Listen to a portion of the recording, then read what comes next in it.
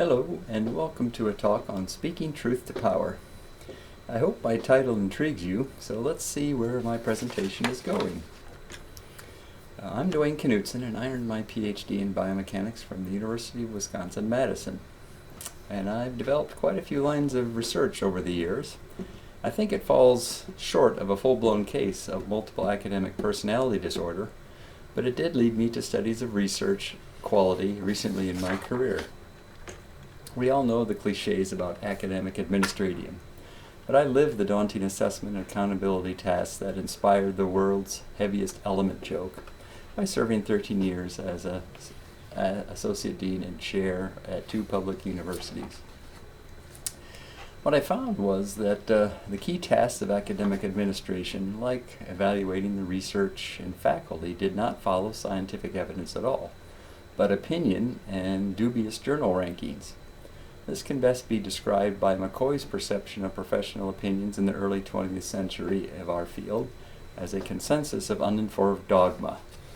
So I dove into what we know about evaluating research quality and scholarly productivity so I could work well with my peers. Let's see what I found.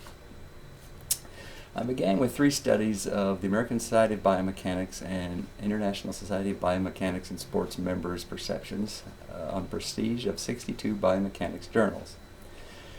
What I found was the Web of Science impact factor was weakly correlated with scholar perception of journal prestige. And as a physical scientist, I was not impressed by accounting for 12 to 23% of the variance of prestige, because that just means I was 77 to 80% in the dark. In addition, this study found that the special interest areas you see in the table here significantly biased the prestige ratings of the biomechanics journals. So it depended, even with a small field of biomechanics, what type of research you did, how you perceived the importance or quality of the research in the journals. I then studied 4 citation metrics in 82 kinesiology journals, and the correlation analysis indicated 2 specific factors falling out of those 4 metrics. The first 2 that were strongly correlated were the impact factor and the Shimago journal rank. And this turns out that it might measure the usage, trends, or data archiving function of journals. Also highly correlated were the eigenfactor and the 10-year H-index for the journals. And this may be a bibliometric or citation metric, or these 2 citation metrics might measure the prestige or discovery function of journals. This 2-factor structure of citation metrics was confirmed in a follow-up study of 100 kinesiology journals, and all this research is consistent with several other factor analyses of bibliometrics and Reston Rich's article talking about 3 specific domains of journal quality: the rigor of review, the impact, and the perceived prestige of the journals by the people in the field. So there are well-known biases and problems with citation metrics like the impact factor, and they can be a problem in kinesiology too. First, citations to articles have strong positive skews that make mean citation values biased and not representative of the majority of articles in a journal. Second, the citation rate differences across subdisciplines, particularly in kinesiology, are quite large. In short, the impact factor can only give you a biased measure of the usage of articles, and only in a very specific field or topic area, and cannot be compared across a diverse field like kinesiology. So I also collected data on the quality of original research reports, focusing on factors that minimize the potential bias or error in the results that are presented. First study, the baseline data in applied biomechanics indicated large percentages of original research had errors in statistical analysis and reporting, as seen on the table on the left.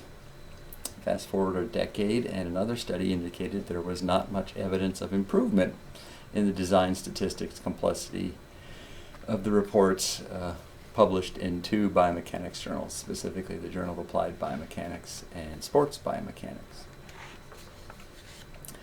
All this led to an article on poor reproducibility or confidence crisis in biomechanics. And this was persistent or obvious even in the best funded research areas of biomechanics. There are these weaknesses in design and analysis that likely lead to erroneous results and quite frankly, a not strong knowledge production, because we're chasing our tails with results. Our most recent study reported no improvement in sampling despite over doubling the number of co-authors over a 30-year period, and limited improvement in randomization over the last 30 years. Although it's pretty easy to improve when essentially there was no randomization being reported early on. Fortunately, not all the quality indicators are stagnant or getting worse. There are small positive 30-year trends of analysis of more movement trials per participant in studies, and the analysis of fewer dependent variables in biomechanics studies. Statistical comparisons of numerous dependent variables inflate the type 1 error rate. Biomechanics has lots of room for improvement if the typical study performs 11 statistical tests on 11 dependent variables from a sample of only about 23 participants. So to avoid uninformed dogma in evaluating research, focus on the quality of individual research publications, not journals. Don't judge books by their cover. Publication in prestigious luxury or high-impact journals is good, but it does not guarantee quality or impact from relatively inconsistent subjective peer review. And you can use publication or author-level citation metrics as careful confirmatory evidence of the usage of published research, not exactly the impact on the field or contribution to the field.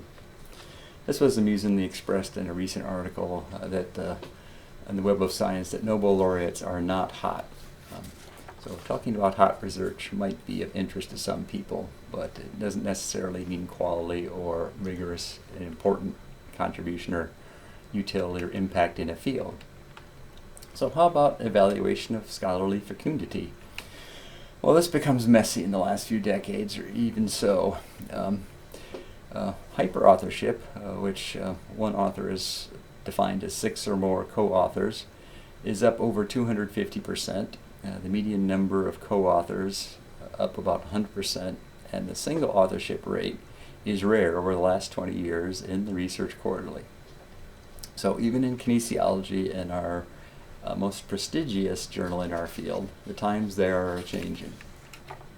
So how do we count when there's increasing number of co-authorship biases that bias the credit, responsibility, and the productivity that we might try to evaluate in our faculty? I actually prefer the Hagen's harmonic counting technique, which is illustrated here. It's flexible enough to handle some altered contribution variations that's developed recently, like having a first and a last author having equal contribution, or the first two sharing an equal amount. But in general, the contribution moves down in this curvilinear fashion, and it makes pretty clear, once you get to like the 7th, 6th, 7th, and 8th author, really how much contribution that person really could make to an original research report or review. So here we come to the social responsibility part of the presentation here, that scholarly societies like the NAK have a responsibility to confront uninformed dogma of the metric tide of research assessment. This really is a social justice issue, especially protecting vulnerable faculty and subdisciplines in our field that are disadvantaged by misuse of citation metrics, where their